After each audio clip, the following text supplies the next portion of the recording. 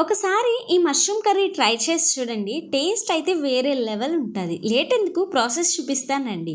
ముందుగా క్లీన్ చేసుకున్న మష్రూమ్లో ఉప్పు, కారము, పసుపు వేసుకొని మష్రూమ్కి బాగా పట్టించేసుకొని పక్కన పెట్టుకోండి. నెక్స్ట్ ఒక మిక్సీ జార్లోకి 2 లవంగాలు, కొద్దిగా చెక్క, జీడిపప్పులు, గసగసాలు, టమోటా యాడ్ చేసుకొని మెత్తని పేస్ట్లా మిక్సీ పట్టుకొని పక్కన పెట్టుకోండి.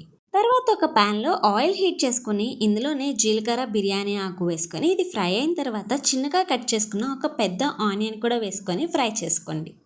ఇందులోనే కొద్దిగా ఉప్పు, అలానే కొద్దిగా పసుపు కూడా వేసుకొని ఆనియన్స్ని ఫ్రై చేసుకోండి.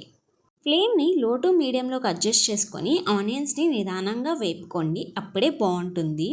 ఆనియన్స్ వేగిన తర్వాత ఇందులోనే అల్లం వెల్లుల్లి పేస్ట్ కూడా వేసుకొని ఇది పచ్చివాసన పోయేంత వరకు ఫ్రై చేసుకోండి.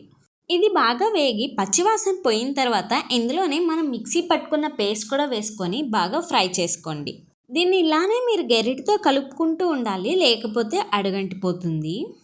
ఈ పేస్ట్ బాగా వేగి ఆయిల్ పైకి తేలిన తర్వాత ఇందులోనే కొద్దిగా ధనియా పౌడరు, జీరా పౌడరు, అలానే మీకు కారానికి తగినట్లుగా కారం కూడా వేసుకొని ఈ మసాలాన్ని ఆయిల్లో బాగా ఫ్రై చేసుకోండి. ఇందులో నుంచి కూడా మనకి ఆయిల్ పైకి తేలిన తర్వాత మనం ముందుగా మ్యారినేట్ చేసి పెట్టుకున్న మష్రూమ్స్ కూడా ఇందులో వేసేసుకొని ఇది మొత్తం ఒకసారి బాగా కలిపేసుకోండి. ఫ్లేమ్ని లో టు మీడియంలోకి అడ్జస్ట్ చేసుకుంటూ ఈ మష్రూమ్స్ని ఒక 5 మినిట్స్ మూత పెట్టుకుంటూ ఫ్రై చేసుకోండి.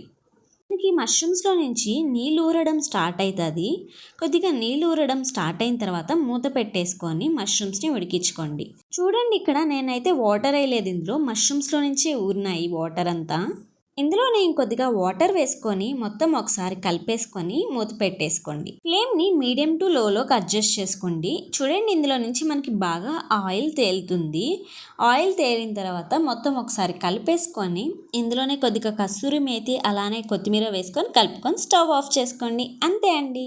ఇది రైస్, బగారా రైస్, చపాతీ, పుల్కా, పూరి అన్నిట్లోకి చాలా టేస్టీగా ఉంటుంది.